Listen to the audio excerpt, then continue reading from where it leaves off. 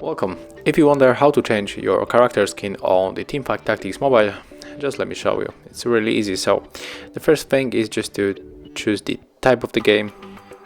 I will stay with the normal, but honestly it doesn't matter.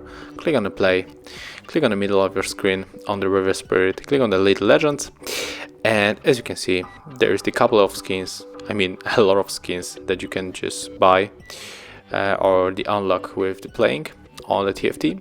But as you can see currently I have only the River Sprite, so yeah. But if you have the Kruggle, you can just click on it and click on equip, and there will be your new skin character. So yeah, this is how it looks.